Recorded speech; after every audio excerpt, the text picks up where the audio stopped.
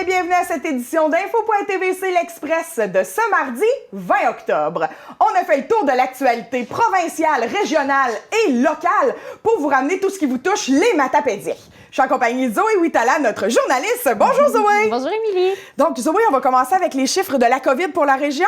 Oui, en ce 20 octobre, aucun nouveau cas dans la vallée de la Matapédia pour un total de 19. Oui. Et je dis 19 cas, je sais que j'ai déjà dit 21, c'est que vendredi passé, on se souvient, oui. On le dit aussi dans notre émission hebdomadaire, qu'ils ont reclassé les par MRC, finalement les cas par MRC, et nous avons descendu de 2.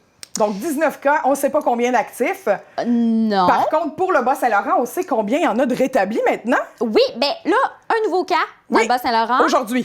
Aujourd'hui. OK. Pour un total de 415 cas. Oui. Puis, en date du 20 octobre, 379 personnes qui sont maintenant rétablies, 7 décès, 6 hospitalisations. Et hier, le 19 octobre, 451 tests de dépistage qui ont été effectués. Donc, on continue de se faire tester dans le Bas-Saint-Laurent, ce qui est bon signe. Oui, il n'y a bon pas signe. tant de nouveaux cas à chaque jour.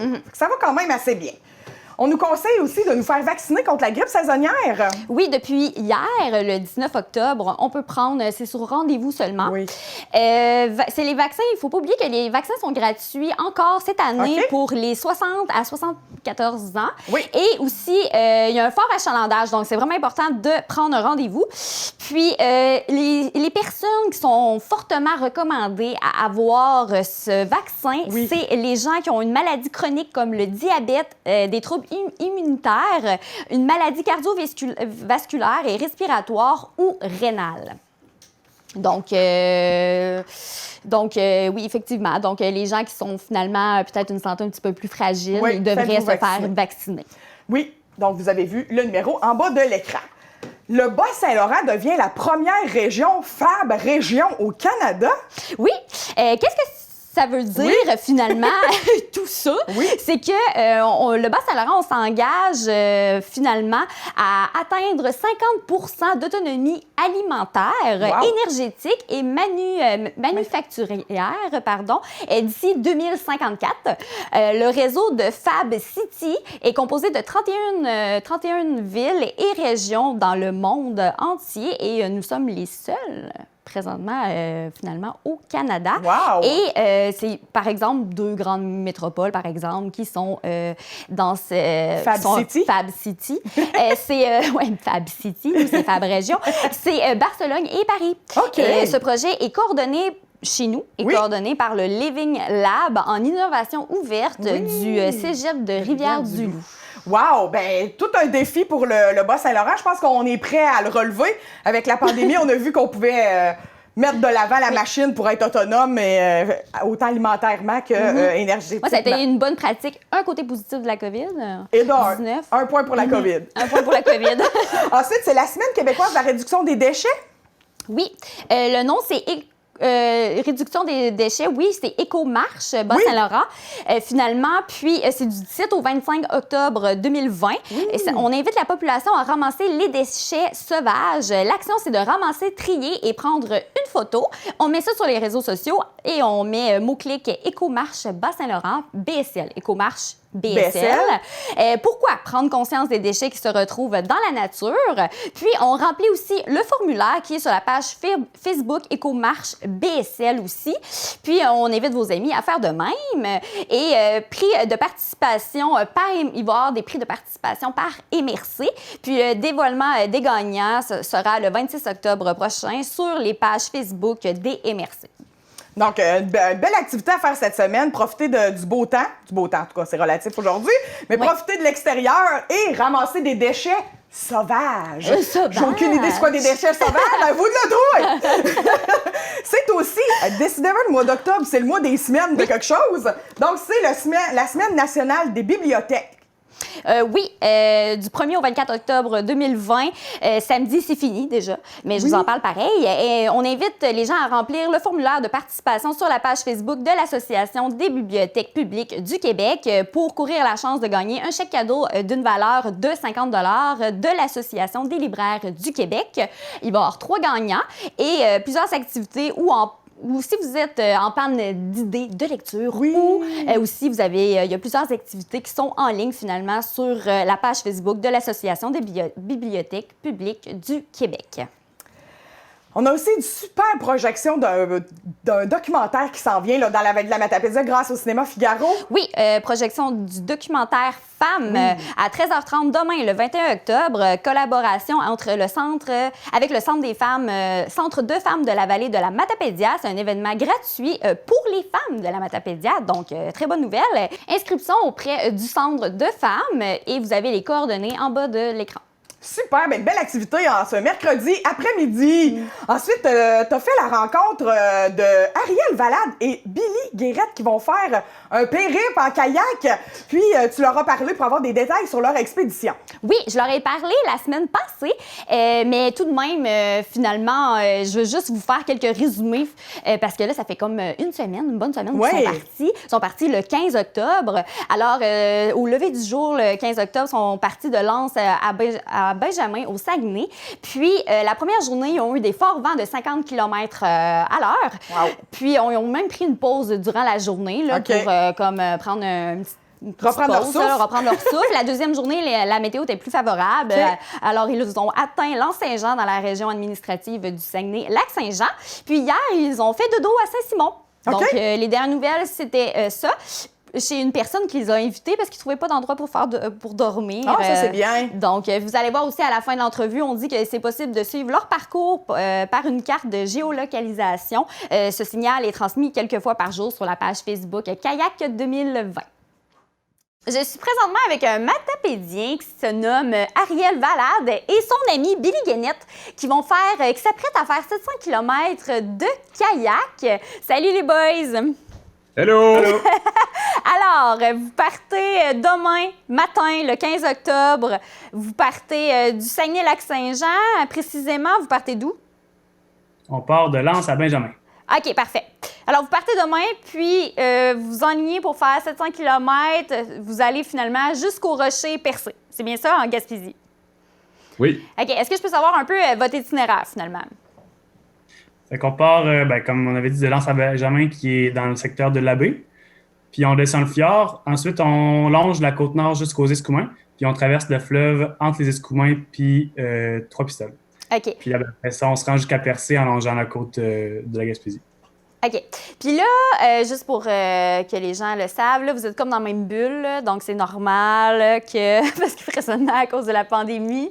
Puis là, en plus, vous vous enlignez pour être ensemble pendant... Là, vous pensez que ça va durer à peu près 30 jours? Ben, on va voir. On l'estimait à environ 22 jours de progression si tout va bien.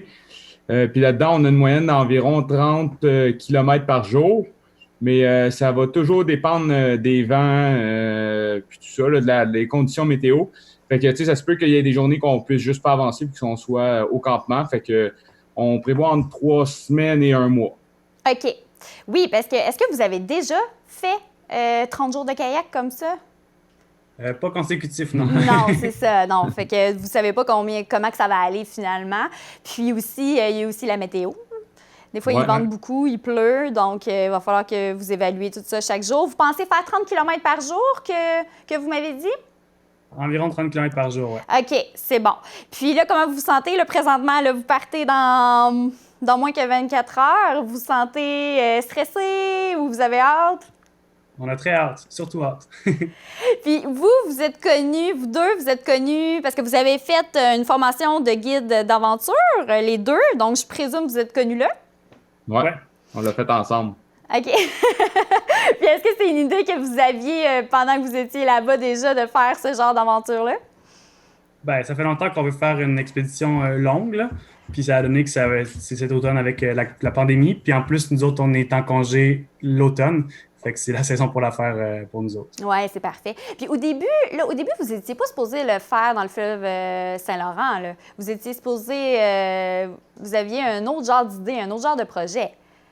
Ben moi, j'avais le goût d'aller dans les Alpes parce que moi, je suis guide d'escalade puis de via ferrata surtout. Fait que j'avais le goût d'explorer les Alpes en Europe. Mais vu qu'il y a le COVID, ben, j'ai décidé de rester au Québec. Puis je suis allé voir Billy pour qu'on fasse du kayak. Très bonne idée. Là, niveau logistique, là, ça m'intéresse. Au niveau des dodos, je présume que là, vous allez avoir dans votre kayak une tente? Ouais. On a emmené une tente pour les deux. Fait qu'on va être dans la même bulle pour de vrai. Mais comme présentement, là, vous êtes pas mal collé déjà, vous êtes déjà prêts à demain. Puis après, c'est quel genre, ça m'intéresse, quel genre de préparation que vous devez penser là, présentement, là, ou que vous avez pensé, je présume que ça doit être dans la dernière semaine, vous avez juste dû penser à ça, là. Quoi préparer, quoi amener, qu'est-ce que vous avez là, qu'est-ce que vous allez amener? Ben, on emmène tout l'équipement de kayak normalement qu'on ferait même si on en fin de journée. Puis là, ben, vu qu'on est dans des conditions plus froides, on est équipé de dry suit. Fait que ça, c'est un équipement qui est étanche. Fait que même si jamais on aurait à tomber à l'eau ou il mouille, ben, notre linge ne sera pas mouillé. Fait que ça fait qu'on peut mettre du linge plus chaud en dessous que si on est en wetsuit, parce qu'en wetsuit, on est tout mouillé à la fin de la journée. Fait que c'est ça. Fait que c'est plus pratique, c'est plus agréable aussi. Après ça, ben, ça prend toute la nourriture. Ça prend beaucoup de nourriture pour manger tous les jours comme il faut. Puis après ça, c'est tout ce qui est équipement de sécurité. Fait qu'on a une trousse de premiers soins, on a une trousse de réparation avec pour une éventuelle bris ou quelque chose. Ben, comme ça, on n'est pas obligé de sortir, on peut le réparer nous-mêmes puis continuer après ça. On a tout l'équipement de camping pour le campement le soir. Fait que ben, la tente, on a une bâche pour se protéger de la pluie, des réchauds pour se faire à manger. Je présume que vous amenez de la bouffe au moins pour minimum 30 jours, même un peu plus, au cas où. Ben, on s'amène un peu d'extra. Puis on a eu de l'aide aussi pour la bouffe là, du ranch du Point G qui nous a aidé à faire presque tous les soupers, même toutes les soupers, je pense. Fait que ça l'a beaucoup aidé. Puis on a aussi eu de l'aide de Cocatat pour les dry suits, parce que ça coûte quand même cher un dry suit. Fait qu'ils nous ont aidé financièrement. OK, fait que vous avez eu des aides. OK, vous avez eu de l'aide financièrement. C'est vraiment plaisant. Donc, on va être plusieurs à vous suivre. On va vous attendre. On va avoir hâte que vous reveniez pour que vous nous dites comment que tout ça s'est déroulé finalement. Puis donc, je vous souhaite une belle ride de kayak de 22 à 32 jours. On espère maximum. Puis on aimerait beaucoup vous parler en revenant, voir comment ça s'est passé. Donc, on se donne rendez-vous. Merci les gars. Ouais. Bon voyage. Ça marche. Au revoir. Allez, merci. Bonne journée. Suivez-nous pendant notre expédition avec notre valise spot. On a un point GPS qui se diffuse à toutes les 10 minutes. Fait que vous pouvez nous suivre sur le site Facebook. Puis en fait, pour le trouver, il faut rechercher xp.fun. Le nom du site, c'est Kayak 2020. Yes, sir! Yes,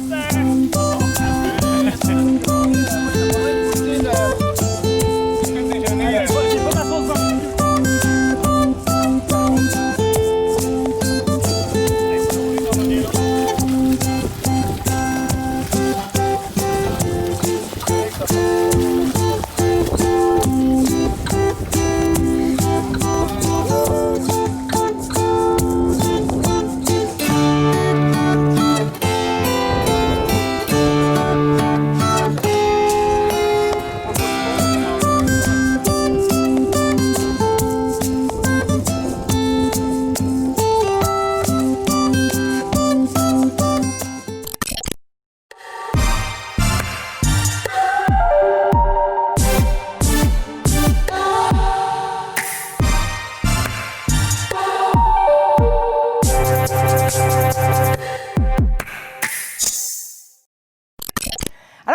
rencontré Isabelle Pinard de la MRC de la Matapédia pour nous parler d'un projet dans le cadre des semaines de la Semaine québécoise interculturelle. Oui, on a fait un balado, la MRC de la Matapédia, avec la MRC de la Matapédia pour cette semaine des rencontres interculturelles.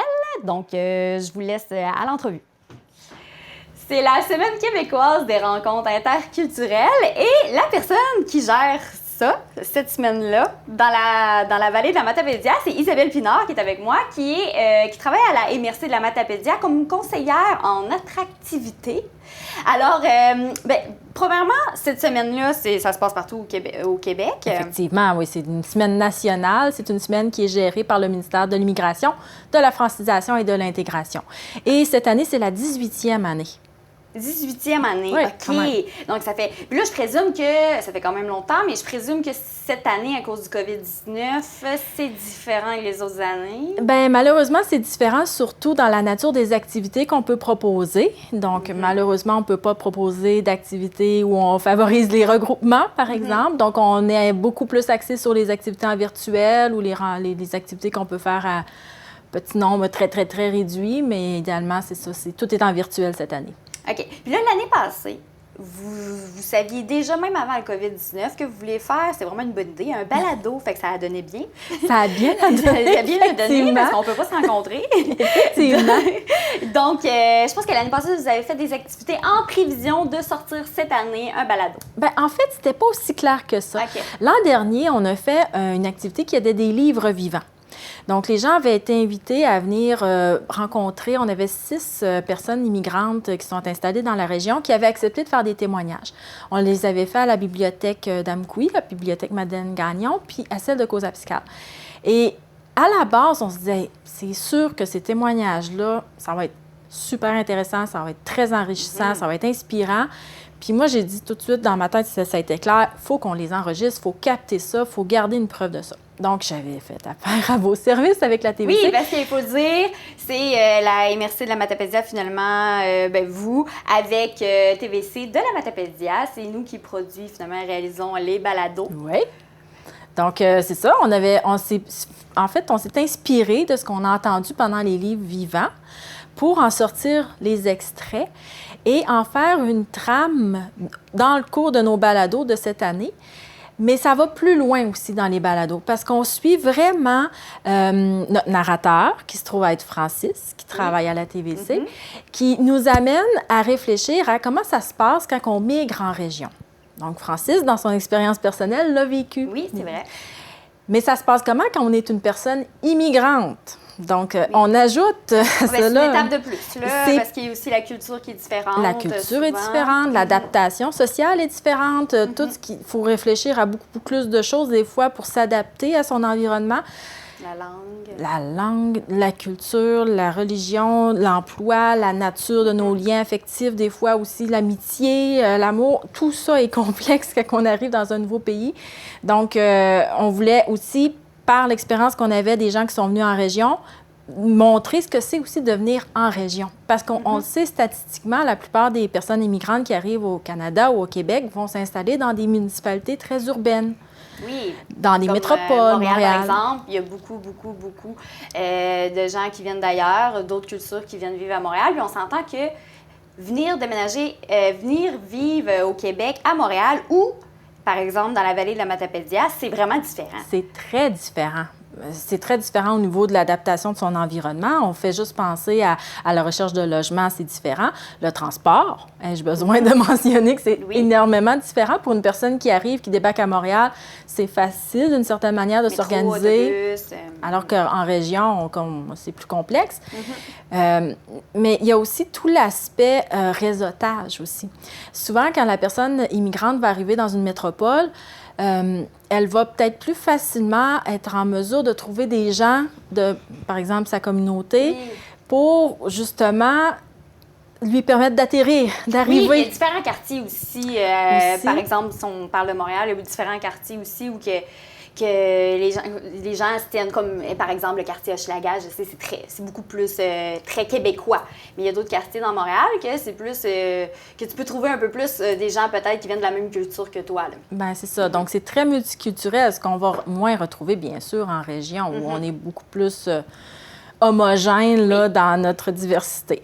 Mais il y a beaucoup de gens qui l'ont fait, ça, de dire, ben moi, au lieu de m'établir à Montréal, je vais aller en région. Et la plupart des personnes immigrantes qui font le déplacement, qui prennent la peine de venir s'établir en région, ont souvent la même réflexion, c'est-à dire qu'ils vont retrouver des valeurs plus humaines en région. Ils vont être en mesure de plus facilement, justement, tisser des liens, malgré le fait que c'est pas facile de percer la coquille de ben du monde. T'sais, on est fait culturellement comme ça aussi. Donc, c'est paradoxal, mais ça fait du sens. Et voilà. Donc, quand on arrive en région, pour eux, ils trouvaient que c'était plus facile, justement, de tisser un lien avec ce qu'ils vivaient dans leur pays, puis avec leur nouvelle réalité en arrivant ici. Mais j'ai l'impression que Peut-être qu'en ville, tu as l'impression de voir des gens que tu connais pas. Ici, on se connaît un peu tout le monde se connaît. Donc, j'ai l'impression que peut-être que quand il y a quelqu'un qu'on connaît pas, on est peut-être plus surpris. Mais finalement, justement, tout le monde se connaît un peu. Donc, c'est peut-être plus convivial, familial, on se parle. C'est ça, c'est dans notre nature d'être chaleureux, d'être accueillant. C'est peut-être moins dans notre nature, par contre, de dire, je t'invite et viens manger chez moi ce soir. Ça, on le fait peut-être moins que par rapport à certaines autres cultures là, qui sont plus collectivistes. Il faut le reconnaître, c'est comme ça, on est comme ça. Et je pense que la majorité aussi des personnes immigrantes qui viennent sont conscientes de ça. Donc, on apprend comme ça à se connaître, à vivre ensemble, voilà. Oui, effectivement. Alors, le nom du balado, c'est « Je migre en région ». Je migre en région. En plein ça. Puis, c'est du 19 au 23 octobre. Oui, on en lance un par jour. Là, on est lundi après-midi. Il y en a déjà un qui est sorti, mais c'est à tous les midis. Hein? Les midis, c'est sûr, on peut retrouver... Parce qu'un balado, il faut expliquer rapidement. Là. Un balado, tu peux écouter ça quand tu veux. Oui. Moi, je sais, personnellement, j'écoute beaucoup de balados sur la route. Donc, tu choisis le moment que tu l'écoutes. Tu n'as même pas besoin de le visionner. Donc, c'est vraiment le fun. Tu as seulement besoin de l'écouter. Mais des fois, il y a des balados aussi qui sont visionnés, que tu peux aussi regarder. Mais de base, c'est surtout pour écouter. Puis, alors, il y a différentes applications qu'on peut écouter. Je migre en région. Il va être sur Balado Québec, Spotify, Apple Podcasts et Google Podcasts. On a même ajouté aussi sur YouTube. Il va pouvoir se retrouver, mais seulement en format auditif. OK, seulement en format auditif. Oui, on a la même image. Pour ce balado-là, il n'y a pas de... C'est pas un vidéo. Il n'y a pas de vidéo. C'est vraiment juste... Parce qu'il y en a que vous pouvez retrouver qu'il y a une vidéo, mais de base, un balado, c'est pour l'écoute. Mais des fois, ils s'amusent à filmer au même moment, là. Mais ça dépend. Donc, parfait. Puis aussi, il y a des activités qui se passent aussi dans le Bas-Saint-Laurent par rapport à la Semaine québécoise, des rencontres interculturelles. Oui. Il y a une thématique, on s'est rattaché à la thématique nationale qui est notre Québec en commun. Donc, nous, on l'a mis à notre sauce et c'est notre Bas-Saint-Laurent en commun, des mots qui se rencontrent. Donc, les gens ont été invités jusqu'à la semaine dernière à écrire des textes sur la thématique de la diversité.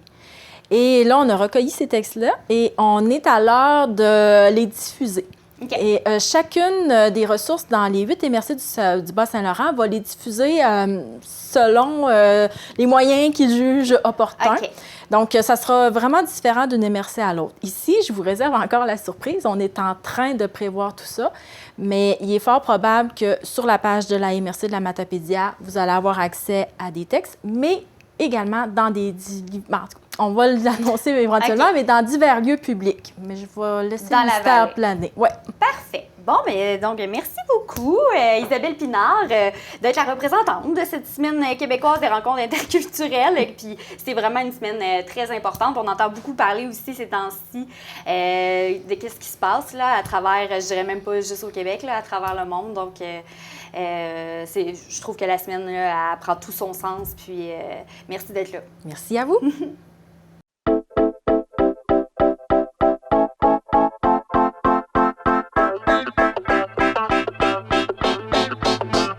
Salut, je m'appelle Francis. Aujourd'hui, on se plonge dans la tête d'une personne immigrante pour tenter de comprendre les défis auxquels sont confrontés les gens qui choisissent de s'installer dans un nouvel environnement. Bienvenue à Je migre en région. Quand on arrive ici, il faut donner une chance aux gens qui nous accueillent de nous connaître. Lorsqu'on arrive à Dorval, l'aéroport, on met les comptes à zéro. Au début, c'était vraiment... je pensais vraiment retourner en France, puis non, je me plais vraiment ici. Mais je te dirais pas chaque jour c'est facile non plus, parce que, mettons, par exemple, Noël, la fête, habituellement, on reste pas ici. Comprenez à quel point les personnes immigrantes doivent faire preuve de courage et de confiance pour traverser tout ça. Des fois, j'ai l'impression que ça peut ressembler à une adaptation sans fin, à une situation à laquelle on finit par s'habituer et d'où on tire des bienfaits insoupçonnés. Le balado Je migre en région est produit par la MRC de la Matapédia et réalisé par la TVC de la Matapédia avec la participation financière du gouvernement du Québec. Télécharge les épisodes ou écoute-les en ligne sur Balado Québec, Spotify, Apple Podcasts et Google Podcasts. Abonne-toi pour recevoir une notification lorsqu'un nouvel épisode est disponible.